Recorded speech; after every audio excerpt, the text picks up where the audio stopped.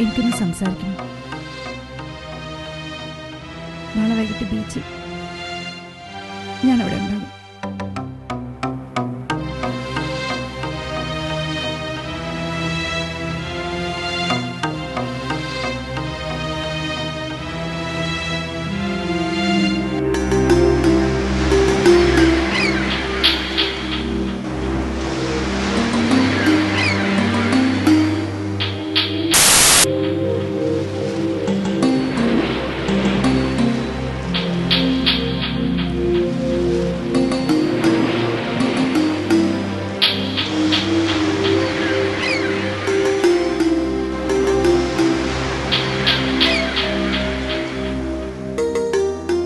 മോഹന്റെ കൊല്ല കാര്യമല്ലോ അറിഞ്ഞായിരുന്നു.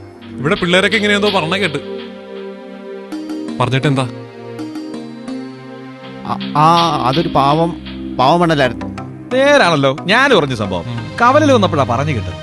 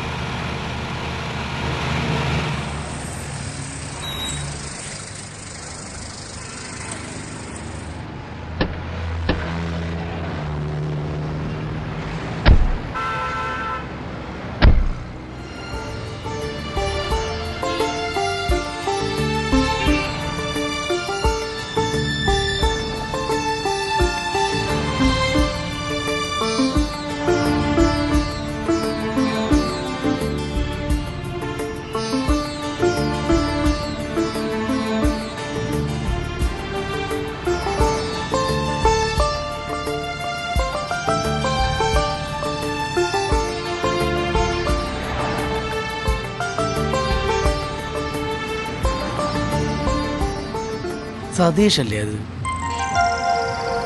അങ്ങോട്ട് നോക്കണ്ട, അതൊരു കുരിശ് കേസ് കേട്ടാ, ഞാൻ ഹാൻഡിൽ ചെയ്തോളാം.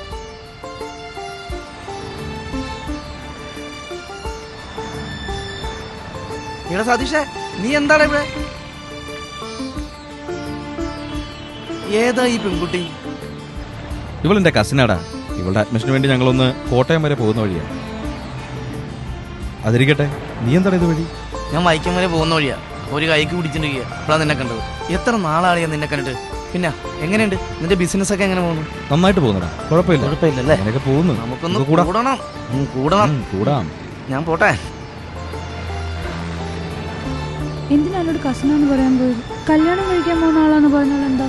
എടി, ഇപ്പൊ ഞാനത് അവനോട് പറഞ്ഞാൽ അവനതെല്ലാവരും പോയി പറയും. പിന്നെ പല ചോദ്യങ്ങൾ ചോദിച്ചു. അതാ അവനോട് ഞാൻ അങ്ങനെ പറഞ്ഞു. പിന്നെ ഫ്രണ്ട്സിൻ്റെയും വീട്ടുകാരുടെയൊക്കെ മുമ്പിൽ അമ്മുവിൻ്റെ കാര്യം ഒരു സസ്പെൻസായിട്ട് പ്രസൻറ്റ് ചെയ്യാനാണ് ഞാൻ ഉദ്ദേശിച്ചിരുന്നത്. എന്താ അമ്മുവിൻ്റെ അഭിപ്രായം?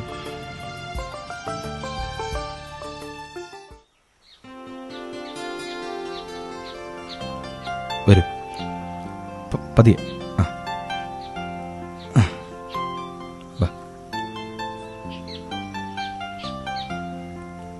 ഇരിക്കേ.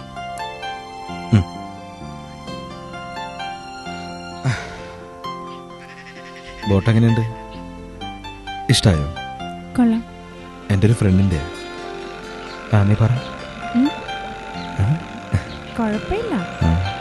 ഫ്രണ്ടിനാണോ? ഫ്രണ്ടിൻ്റെയാ, ഫ്രീയാ. ആണോ? നമ്മളായതുകൊണ്ട്. അതേടോ.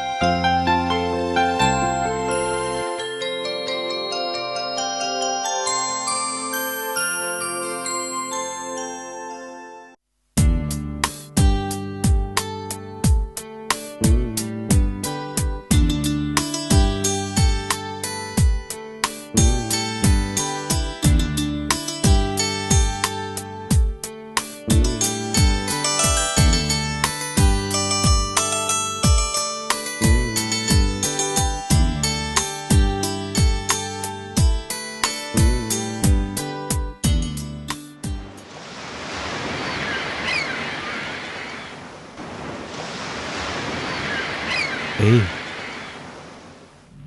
എന്താ ഒരു ആലോചന? ഏയ് ഒന്നുമില്ല.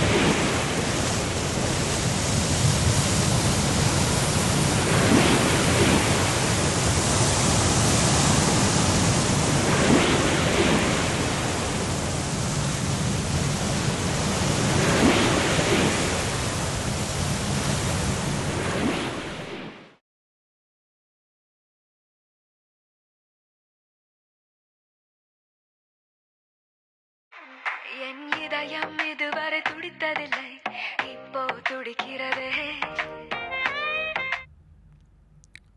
ഹലോ ഹലോ, ആ മീനു, നിന്നെ ഞാൻ വിളിക്കണമെന്ന് വിചാരിച്ചോണ്ടിരിക്കായിരുന്നു. പറയടി, എന്തൊക്കെയുണ്ട് വിശേഷം? എടി ഞാനൊരു കാര്യം പറയാനാ വിളിച്ചത്. ആ പറയടി, എന്താ കാര്യം? എങ്ങനെ പറയും എടി, നിന്റെയും വേറൊരാളുടെയും വൾഗറായിട്ടുള്ള വീഡിയോസ് വാട്സാപ്പിൽ വന്നിട്ടുണ്ട്. വീഡിയോസോ? ആരും അറിഞ്ഞു? ടോണിയാണ് വീഡിയോസ് എനിക്ക് സെൻഡ് ചെയ്തത്. അയാൾ കല്യാണം കഴിച്ച് ഒരു കുട്ടിയുള്ള ആളാണ്. ടോണിയുടെ ഫ്രണ്ട് ഇയാളുടെ അഡ്വർടൈസ്മെന്റ് കമ്പനിയിലാണ് വർക്ക് ചെയ്യുന്നത്. അങ്ങനെ അവന് ഇയാളെ ശരിക്കും അറിയാം. എടി, ഇതെന്താ സംഭവിച്ചത്? നീ എങ്ങനാ ഇയാളെ പരിചയപ്പെട്ടത്? ഹലോ ഹലോ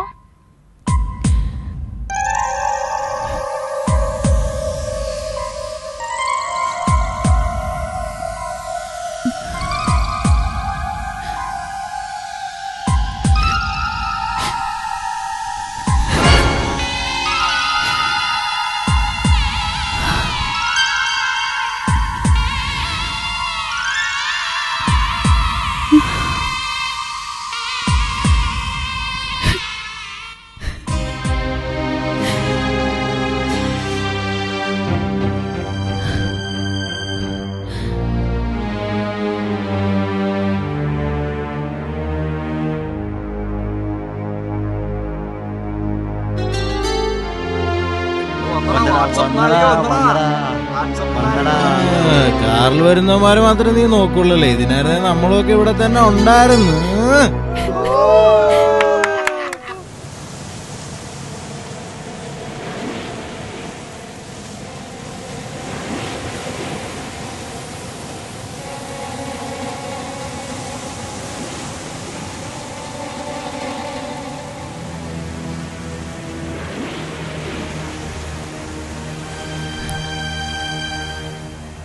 വരില്ല എന്നാ കരുതിയത്. എനിക്ക് ചെയ്തെന്ന ഉപകാരങ്ങൾ അത്രയ്ക്കുണ്ടല്ലോ അല്ലേ? എന്റെ മനസ്സും ശരീരവും ഞാൻ നിങ്ങൾക്ക് തന്നു, നിങ്ങൾ വിശ്വസിച്ചു. പക്ഷെ നിങ്ങൾ എന്നെ ചതിക്കായിരുന്നു. എനിക്കും സ്വപ്നങ്ങളും മോഹങ്ങളും ഒക്കെ ഉണ്ടെന്ന് നിങ്ങൾ മനസ്സിലാക്കിയില്ല.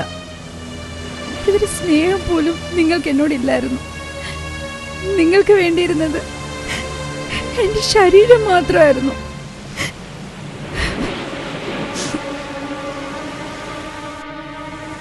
നിങ്ങൾക്ക് ആത്മാർത്ഥമായിട്ട് പറയാവോ നിങ്ങൾ എന്നെ സ്നേഹിച്ചിരുന്നു എന്ന്? കഴിയില്ല. നിങ്ങൾ എന്നെ സ്നേഹിച്ചിരുന്നെങ്കിൽ ഇതുപോലും നീചപ്രവൃത്തി നിങ്ങൾ ചെയ്യില്ലായിരുന്നു. നിങ്ങൾ വിവാഹിതനാണെന്ന് വരെ നിങ്ങൾ എന്നിൽ നിന്ന് മറച്ചു വെച്ചു. മറ്റുള്ളവരുടെ മനസ്സ് മനസ്സിലാക്കാത്ത ദുഷ്ടനാ നിങ്ങൾ. നിങ്ങളെ ഞാൻ കുറ്റപ്പെടുത്തുന്നില്ല, കാരണം തെറ്റ് എന്റെയാണ്. നിങ്ങളെ ആത്മാർത്ഥമായി സ്നേഹിച്ചു പോയ തെറ്റ്. വീട്ടുകാരുടെയും നാട്ടുകാരുടെയും 1000 ചോദ്യങ്ങൾക്ക് മുന്നിൽ തകർന്നു പോയൊരു പെൺകുട്ടിയുടെ നിസ്സഹായത നിങ്ങൾക്ക് പറഞ്ഞാൽ മനസ്സിലാവില്ല. ഒരുപക്ഷെ ഇത് അവസാനത്തെ കൂടിക്കാഴ്ചയായിരിക്കും. അത് ഞാനൊന്ന് പറയട്ടെ. വേണ്ട, എനിക്കൊന്നും കേൾക്കണ്ട.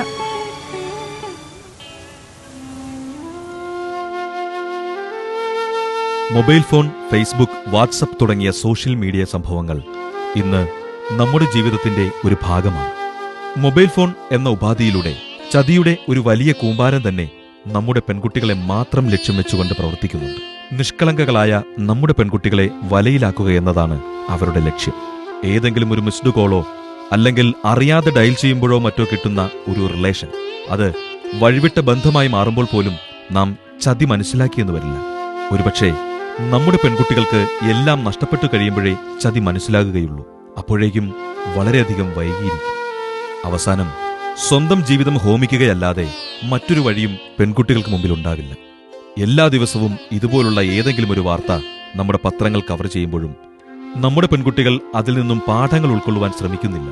നമ്മുടെ എല്ലാ പെൺകുട്ടികൾക്കും നല്ലത് വരട്ടെ എന്നാശംസിക്കുന്നു.